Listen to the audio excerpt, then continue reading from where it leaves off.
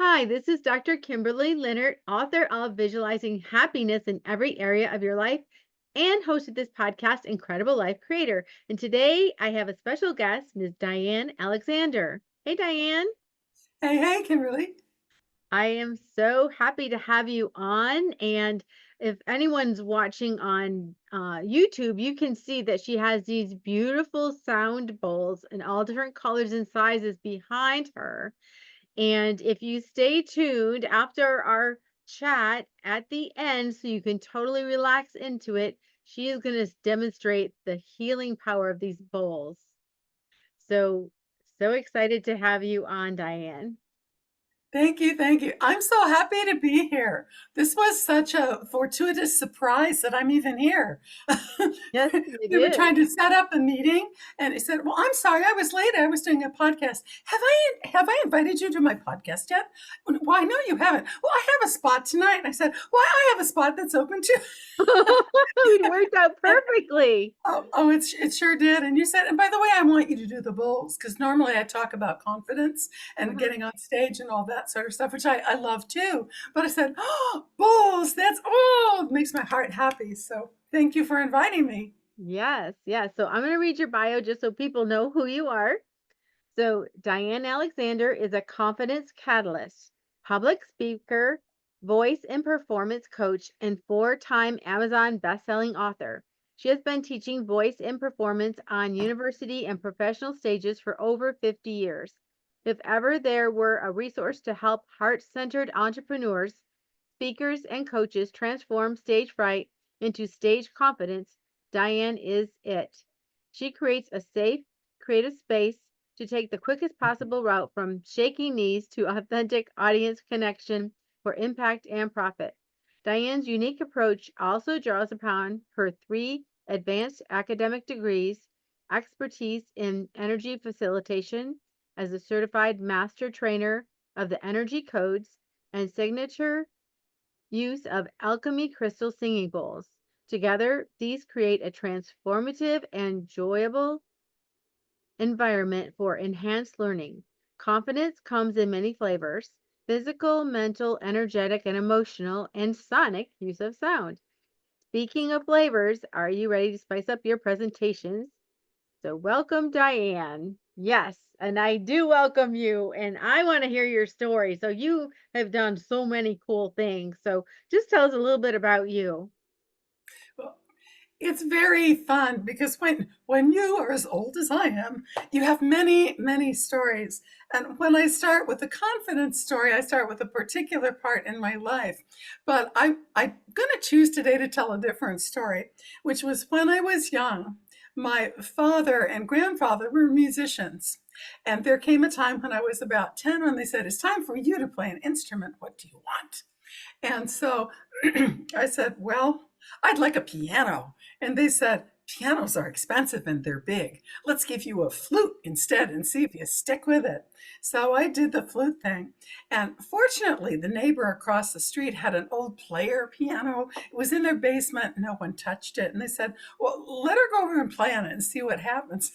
Well, they weren't prepared for the fact that once I found out, oh, the high keys sound like rain, oh, the low keys sound like thunder, that I would be there for hours. I chased out the inhabitants of the house many times just because I wanted to play with the music. And it was such an amazing thing. They said, "Well, okay, we'll get you piano lessons, but you're going to practice on their piano until we know that you can do it." And within about 6 weeks, I'd surpassed all the kids in the neighborhood. I'm going, "Really, really, this is fun. I just want more. This book's easy. Can I have another one? Can I have another one?" And I didn't realize it was anything special because it made my heart so happy. And it just felt like I was coming home and that was my thing. I mean, like a lot of us, I had a fairly volatile growing up. And so it's like you make yourself, where's your little spot? I was the good girl. I tried to do everything right. But when I was in piano land, when I was in music land, there were no rules. There was nothing. There was just the sound. There was just me. And we just went to Happy Land. That's the best I could say. And it was very funny because at the time I didn't realize it was going to be more than just something that I did. So they got a little spinet piano and I learned to play it. And when my sister, who was 9 years younger than I, grew up, she sat on the piano behind me and I taught her to play the piano. I'm going to jump to the chase, then I'll tell you a few stories.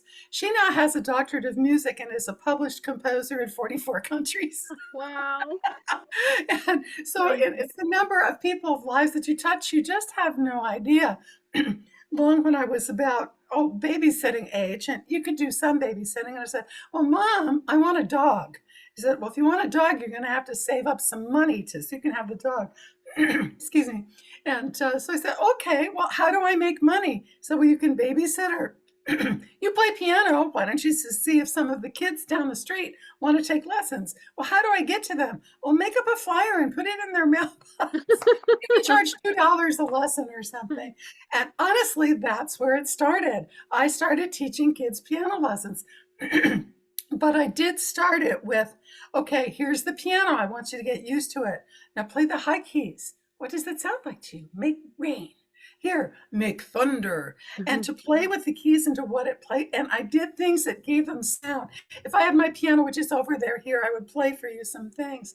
And what that opened up for me that I can see years later is it's so wonderful when whatever speaks to you, you just get to play with it. Now, when I got to college, it was another story. The college was really a very interesting thing in that for music, I went to write music. I went to arrange music for chorus. I love doing that sort of thing, but that isn't where I ended up. In high school, I got to arrange music for the chorus. I directed them and did that sort of thing. And when I got to college, I drove with my girlfriend, and she had the best voice in the department. And one day, when I was waiting for her outside of school, the door creaked open from the classroom, and the professor stuck his head out and said, "We're short a singer. Come in here and sight read this." And I'm going, oh my gosh. So I came into the room. I wasn't going to tell him no. He was the head of the department, right? And you have to remember, in my neighborhood, in my growing up, I kept myself really small. I was more the shy, did the behind the scenes stuff. And he said, "Nice voice, take the class. And by the way, you need voice lessons." Oh no! My gosh, it was just horrible. I mean, because being in front of people to speak is one thing. That's the number one fear, right? That's what I work with. And 77% of people suffer with some form of the number one fear. And I think singing must be 11. I don't know. It's off the chart. But so I said, okay. The next thing I know, I'm in front of this big, scary voice teacher. And just scary because, most beautiful singers, especially the operatic ones, they have a presence about them that's big. And she said, "Sing me, me, ma, mo, moo." And I went, okay. Me, me, ma, mo, moo. And she looked at me funny and said, "Do it again." I didn't know what to do. And I was too afraid to ask her, "Why do we sing me, me, ma, mo, moo? What do you want any different?" I just did it louder. I didn't know.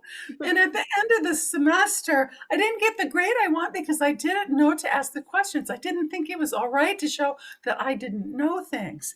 And this is the juncture where my other story with the confidence also meets, because it's the average attention span of an adult is 8.25 seconds. So when you have a presentation or an audition with money or a job on the line, I mean, what do you do when the stage fright monster shows up in those precious 8.25 seconds? Most likely, your head goes up, your chest goes down, your arms and legs get tight because you either want to fight, freeze, fawn, or flee. Get off the stage as fast as possible. And it feels like that one big chance for your great first impression just went poof. And now what will you do? Stage fright is such a huge thing, and I suffered with it so badly.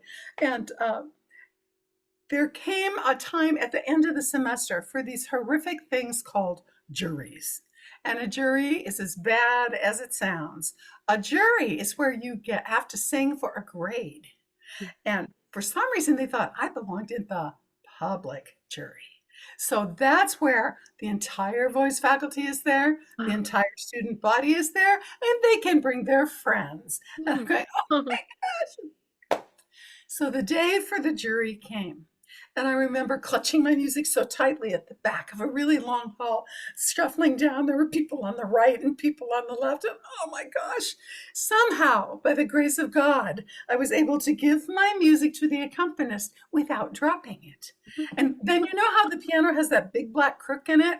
I just kind of leaned around so I could feel the piano the whole time. And the big black bar, I white knuckled that baby because I knew I was going down. It was so scary. I mean, so many things flashed in front of my eyes. It was like, what if they don't like me? What if they think I don't know what I'm doing? What if I don't know what I'm doing? What if I let them down? What if I let my parents down? What if, what if, what if? I mean, it was just horrible. And I don't remember much else about that jury, but what I do remember is that I never wanted to feel that way again. In college, you think college would help you, right? Wrong. Their best advice was, and I will never forget it, imagine them in their underwear. It's like, first of all, Ew. you can't unsee that. And second of all, no, just no. Then the next one was practice until you can't get it wrong. Practice, practice, practice, practice. Well, that's fine as long as you're in the practice room. The minute you step out of the practice room onto a stage where there's an audience and there's lights and there's things that can go wrong and it sounds different and energetically it feels very different, it's another whole ball game. They were kind of like this. Part of that was right, but the other part wasn't right. And then the third thing that they would do, now remember, I'm an introvert and I'm scared out of my mind. They say, put up a lot of energy. Yay, go, go, go, go, get on the stage. It'll be fun. Like somehow if I forget that I was nervous. But that's like pouring gasoline on a fire to someone like me who was already off the charts with anxiety. So that led me on my quest because remember, I have this drive in my being to express music and to have people explore it and to enjoy it. You know, and I have to admit too, when I was young, I was the game fairy. I led all the kids in the birthday games to play the games. Let's go on hike. So that was my happy place to be. So the logical place for me was to start teaching singing lessons. Only way back in the 70s, I was in Detroit. There were a lot of top 40 bands, rock and roll musicians, and no one to teach them. The teachers and back then were all classical.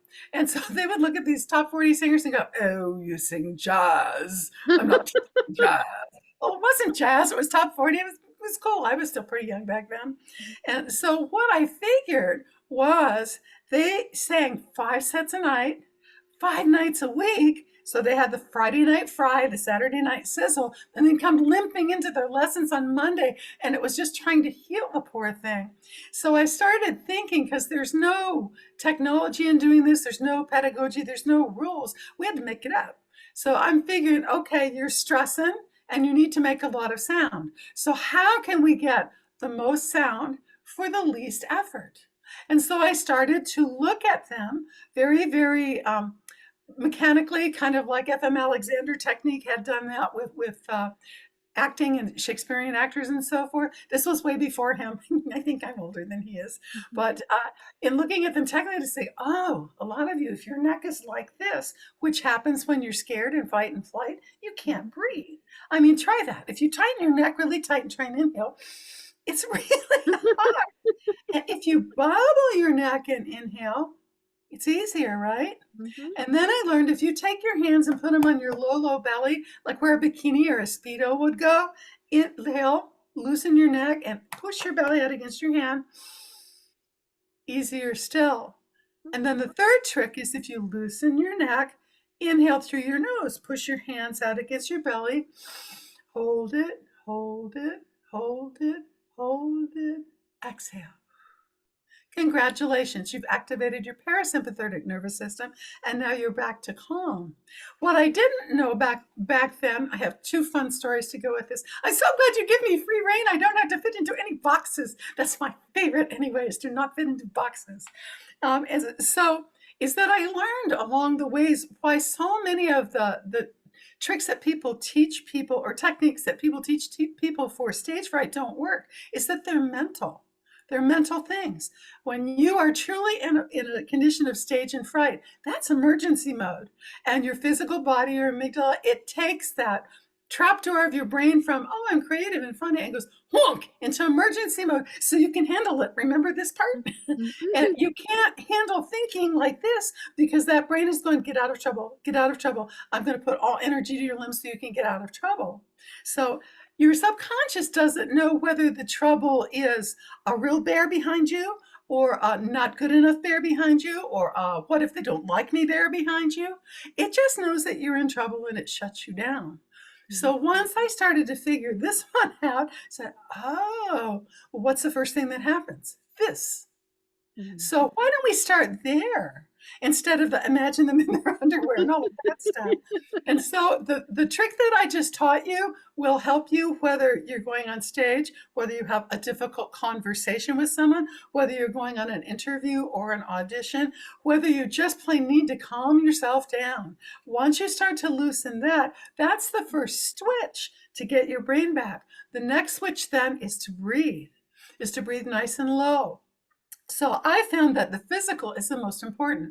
So if you have a nice tall posture, you open up all your breathing. Because notice what happened when we said when you got nervous, your neck went like this and everything collapses, everything contracts. So when you think of a marionette string, and not the kind that goes out in the front, because that makes this short too, but the kind that goes out in the back that brings you up like Pinocchio, hello, that lengthens your spine, that opens up your energy centers, and you can breathe. And if that were the only things that I shared with you today, you would be so much better in so many other conditions, because I tried to give people things to limp along with, think about this or imagine that. And none of them worked because we didn't handle this piece. However, once we handled this piece, the next step in my series after physical is mental. It really, really is mental. I'm going to come back to this juncture again. Do I want to do this? Yeah, yes, I'm going to do this story, then I'll come back. This is fun. I get to weave so many things together. So in the next step, like in unlocking this that I learned was really taught to me by a tenor soloist at church. I went through college, I got my degree, I was singing, and I got a job as a soloist in a church, and they had 4 of us. And our tenor soloist, Fred, was from Scotland. And when he would come out with his robes flowing, he'd stand in front of the congregation, and you could hear a pin drop. Everybody loved Fred. One day, I got my courage up and I said, Fred, what do you do? Everybody loves you. And he said, oh, it's easy. And I went, yeah, right, okay, I gotta hear this. Okay. And he said, no, really, it's easy. When I come out, as I'm coming out with my eyes, I greet every single person and I send them love. I thank them for being here. I thank them for celebrating together. I send them love. And then I sing. And I went, ah! This was like crazy for me, because here's me, right, coming out, plastered on smile. Please like me. Please like me. Don't mess up. Don't mess up. Please like me. It's just not the same thing at all. So the next week was my solo. So I thought, okay, I'm going to try Fred's trick. So as I came out with my little plastic smile and my shoulders up around my ears, I looked at it and go, I don't want to look at the people. Look at the people. I don't want to look at the people. Look at the people. Okay, I'm looking at, there's people. Yes, okay. Looking at the people. Oh my gosh, they're really nice. Look, they're smiling back at me. Oh my gosh, this is so, oh, I love you. Thank you for being here today. Thank you for celebrating for me. I want to send you all so much love. And in that moment, a very strange thing happened. My shoulders started to go down. My neck started to loosen. My breath started to get deeper. And my focus came from on me to on them. And that was the first time I actually really experienced the energetic thing that happens when you send someone love and you're coming from a space of giving, at what happens with the audience. Before I even opened my mouth, we had a connection. We had a relationship. And that is so key. And when you're all in your own stuff and worried about this, that can never happen. People can appreciate you, but they don't connect with you. And the comments I got after that solo were so interesting. They were, oh my gosh, I really felt what you said. That really moved me, which in truth, that to me is the highest compliment ever. Not, oh, you have a good voice, that's okay. But if you moved somebody, if you took them somewhere, that's a high compliment. And it was just with Fred's little trick. So truly, If you feel nervous and you're all collapsed down, marionette string up, bubble that neck, get your breath to your belly a couple of times, look with eyes out at whoever you're talking to, especially if it's somebody scary and so forth, and send them love. I mean, maybe they had a bad day too. Maybe they could use a little love in their life, and everything will shift. So back at the ranch, are you ready? Can I go on a run-on story here? Please. Like, you're so entertaining, and you're Oh, giving us really great information. I mean, we can use thanks. that in everyday life. You really can. And it took me a while, and I'll get to that piece of the story too. It took me a while to realize how powerful that really was. But back when I started to teach voice, like I said, there was no help. It was we were making it up as we go. It was kind of like, what did I see? What did I do? How could I get you through that process? Okay, you want to do this. And I realized it's really more the process of how you do it than the finished product, because you're always going to change, everything's always going to grow. And so in that process, when I didn't know what to do, I would just get real quiet and I'd look at them, and somehow I would know what to say. It was the strangest thing. And somehow it was exactly the thing that they needed to hear. And it was so bizarro world for me, because this is me trying to be the good girl and follow all the rules and all this stuff. And just to be quiet, I wouldn't know what to say. And all it was to get quiet, tune into them, and I would know what to say. The combination of feeling their energy, feeling my energy, and what's the difference between too tight and to get that flow of the energy. Now I can explain it and put more words on it better now. I used to say, what's your spirit guides talking to my spirit guides? Or I didn't know, but that now probably 50 years later, since when I had that experience, yeah, 50, yeah, 50 years later, since I had that particular experience, looking back at it, that's exactly what you do need to do, either to make a connection with somebody, or what you need to do to make a connection if you're going to teach them, if you're going to learn from them. It really doesn't matter. And that is an energetic connection, which leads me to my next topic. I have 5. I'll blast through the other 2 so we can get to the bowls. But there's physical, there's mental, and mental was my story about Fred looking through the eyes of love. Then there's energetic, emotional, and sonic. So energetic, you've heard me talk about already. How did I know what to say to them? How did I know? I felt them. And probably the easiest way I can describe this to somebody who this is a new concept for is if you go to a party where someone's in a great mood, don't you want to go over and stand by them? It's kind of wonderful. And then in comes Eeyore. Woe is me, we're doomed. I mean, who do you want to stand next to? That's right. So, in that way, it's like, how did you know? Did someone tell you? Did someone give you a memo? No, you felt it. You felt it with your energy system. We have an energy system that you can tell how someone is before they even come in. And people close to you, they don't have to say a word. You feel it, you know. And most people are not aware that they can do this. So I have an old theater game that I love to play that Dr. Sue Morter, who teaches the energy codes, of which I'm a master trainer, la la la. But it's a fun game for you to start to realize that you have energy and that you can play with it. Because the more you realize that you have it and you can play with it, then you can shift from something like, oh, I'm scared and nervous, into, oh my gosh, that's exciting and I'm so happy to be here. In a moment, you can learn those things. So this game is called subject, object, subject. You are the subject. So what that means is to bring your attention on yourself. Notice how you're feeling. Are you tight in your neck? How's your breath? Is anything funky? Are you feeling good? Where are your feet? So that your attention is on you. That's called being on subject. Now, I want you to imagine something in the doorway or across the room that triggers you, that bugs you, that you don't really like.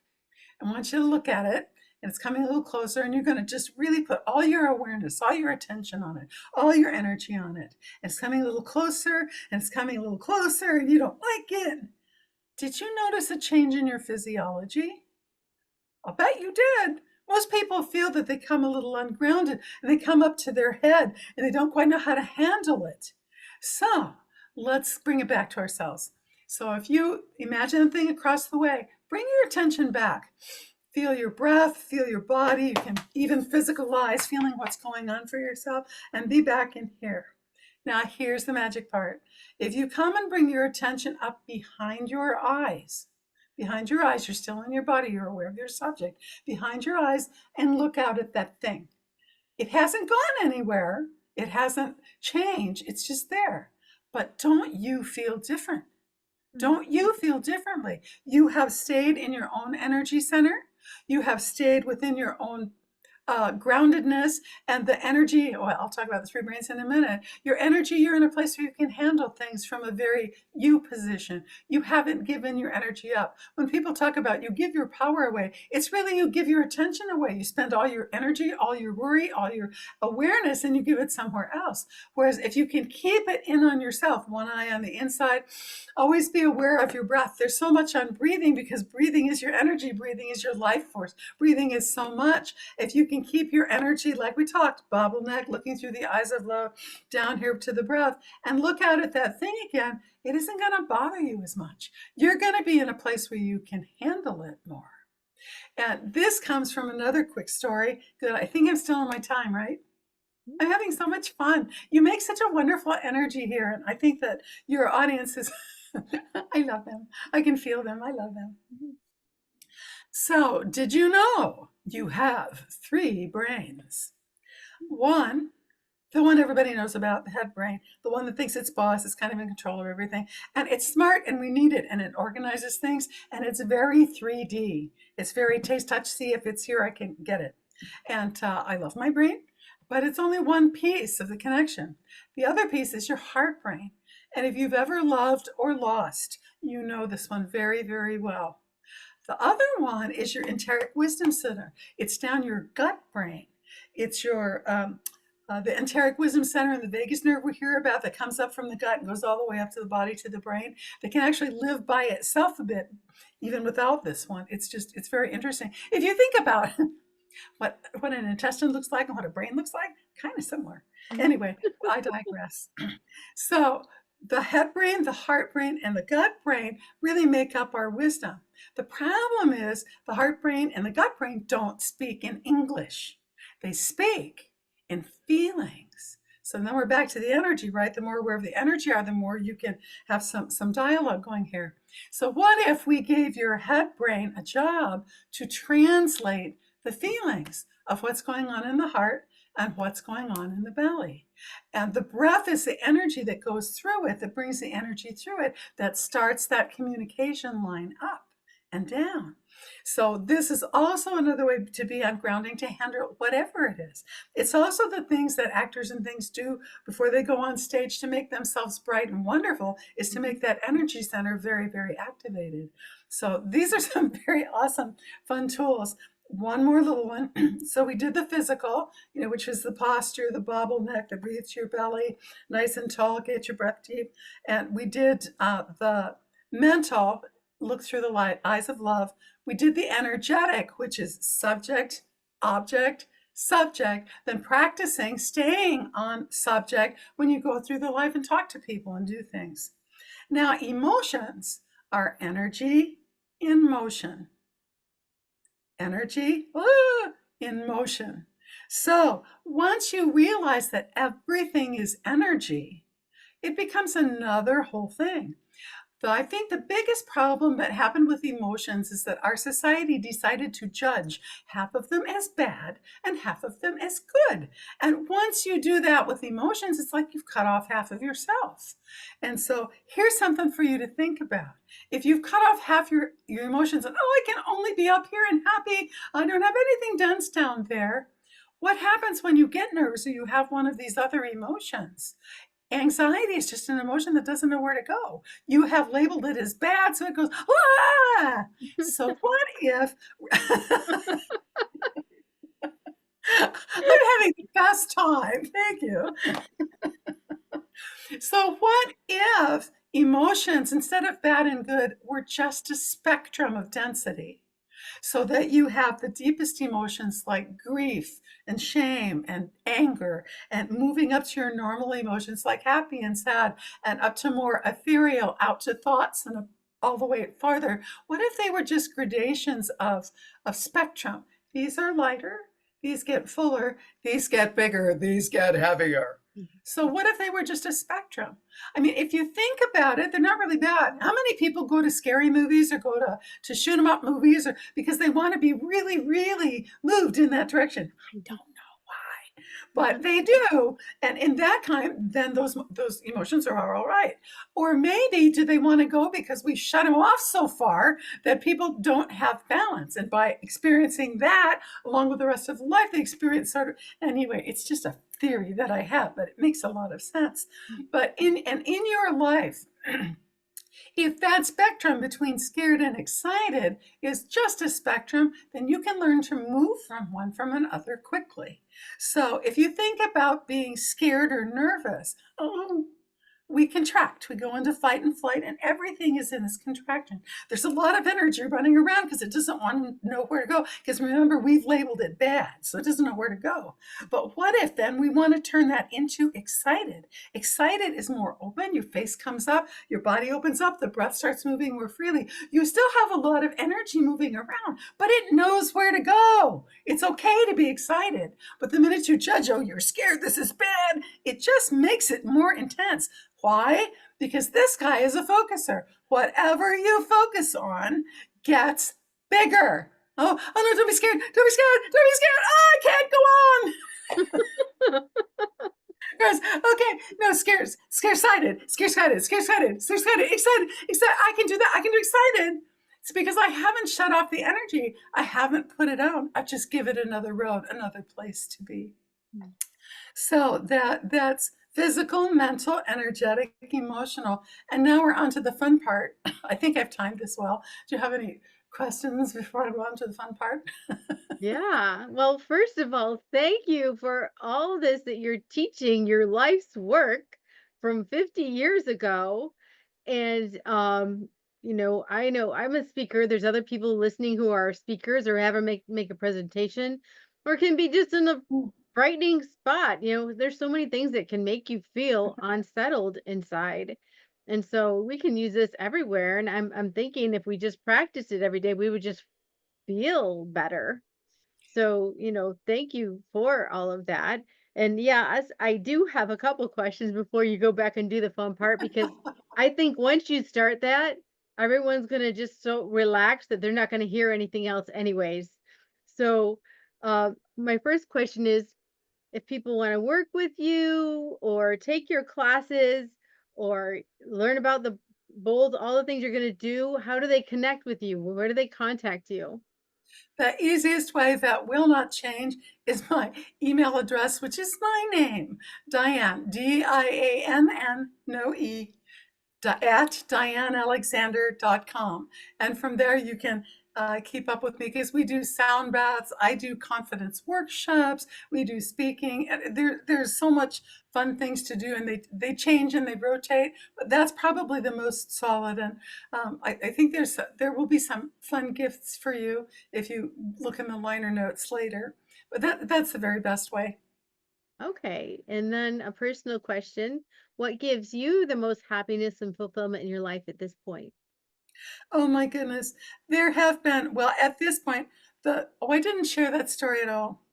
Um, Learning to trust your intuition. Okay. Can I do this too? I can do this Sure. too, can I? You have Yeah, time. okay. Um,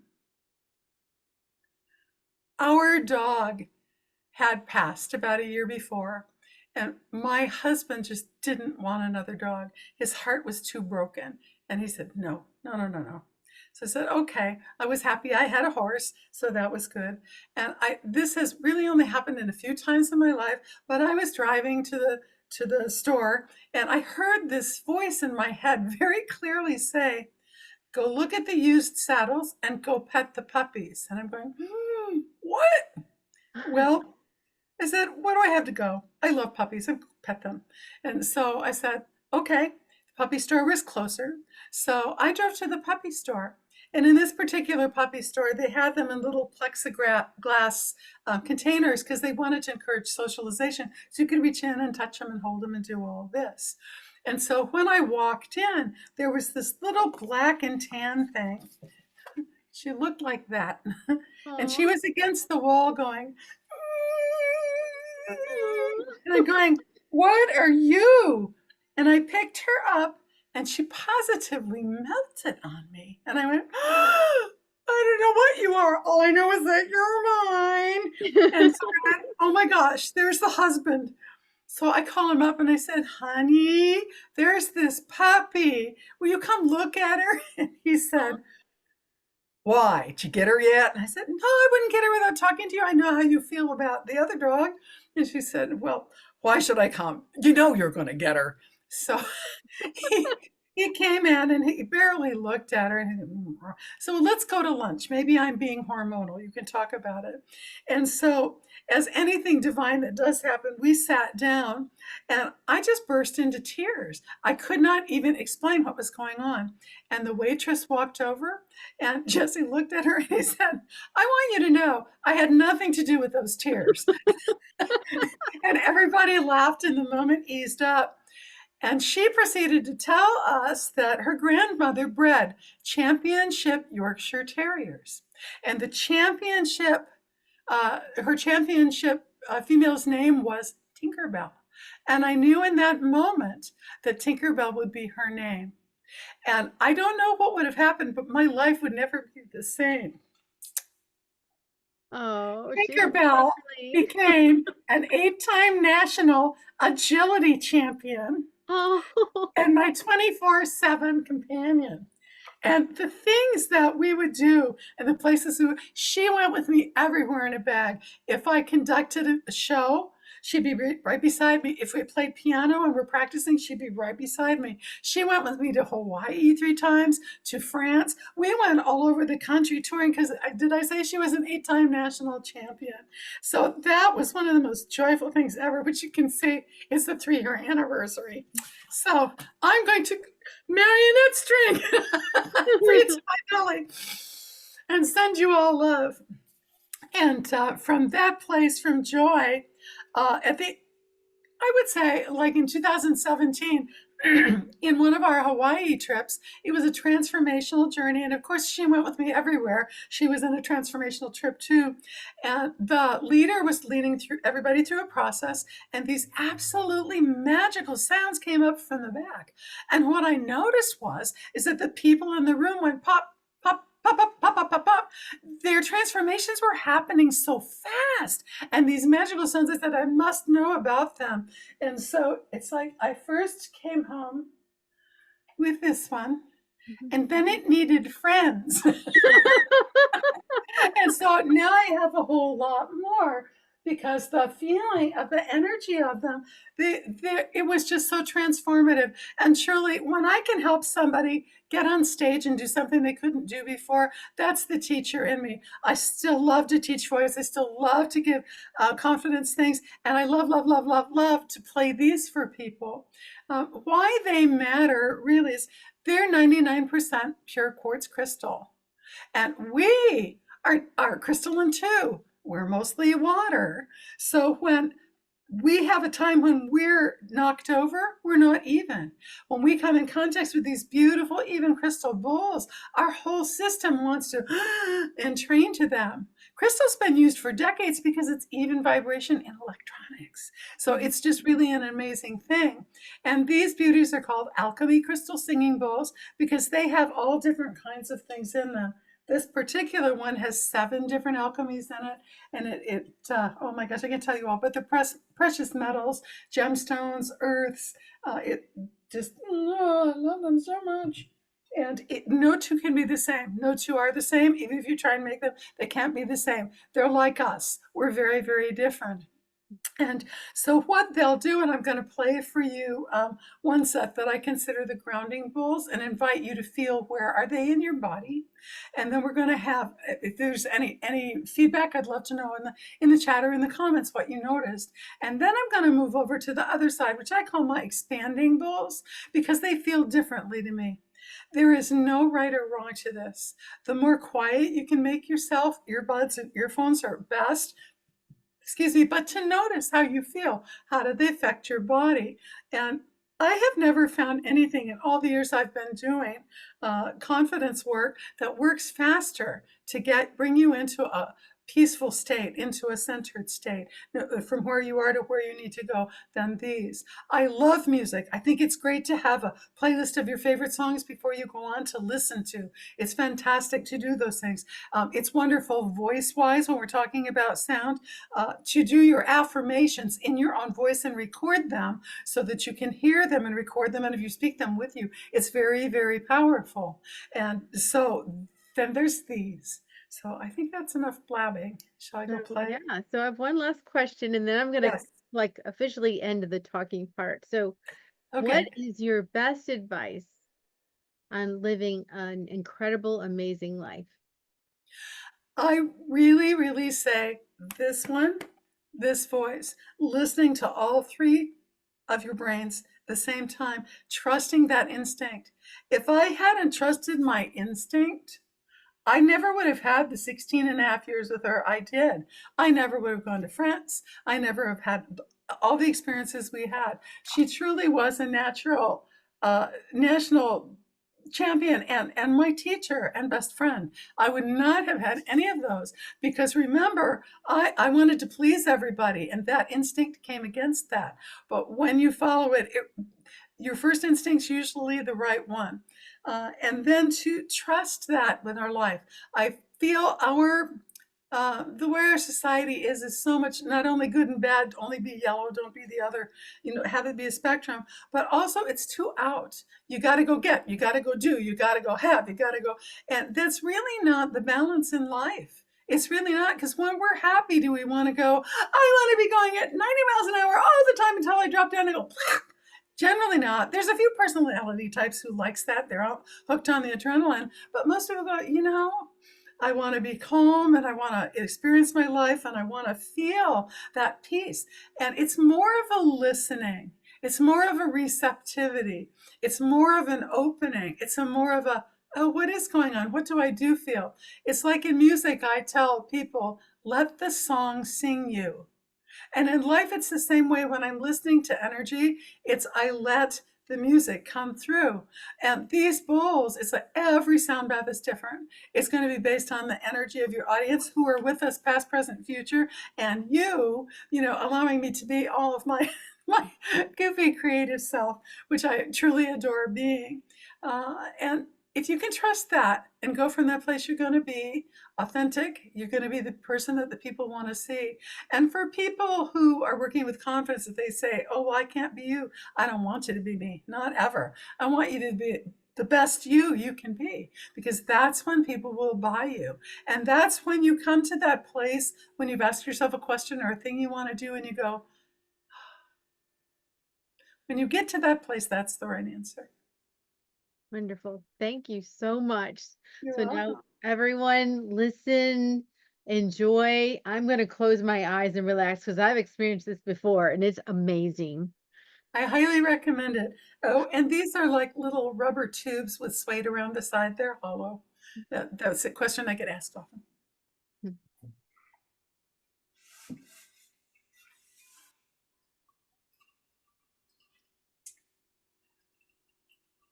So on this side, I like to introduce you to the grandmother bowl.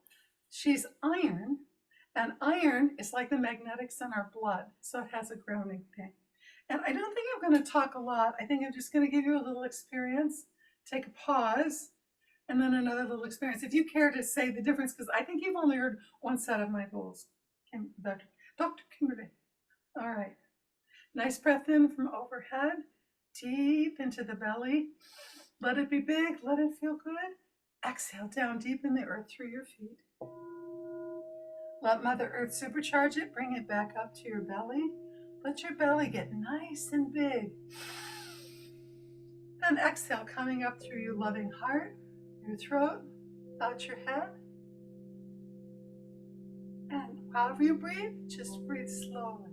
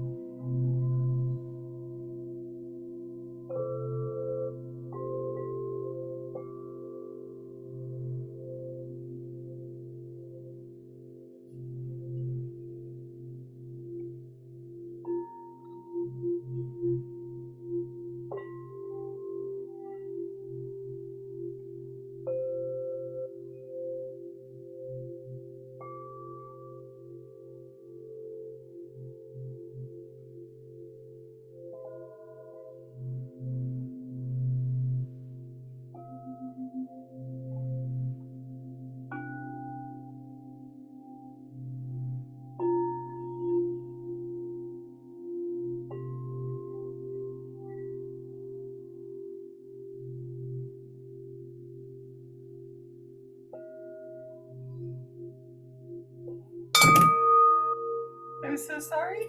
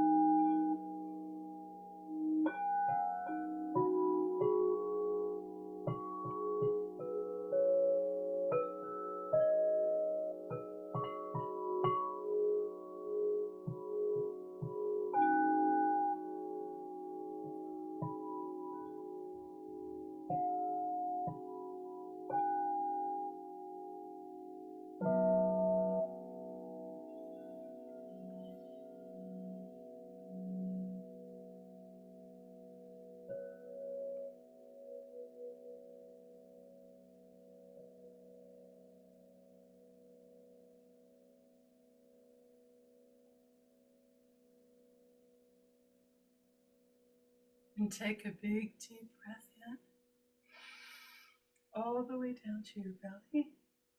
Exhale down through your feet. Inhale up from Mother Earth, deep in your belly. And exhale up through your loving heart, throat, brain, and up overhead. And feel peace rain down. And if you like, you can lightly touch your hands with your other fingertips to bring you back, or you can just stay nice and relaxed. Thank you for sharing this time with me, and may it bless your soul.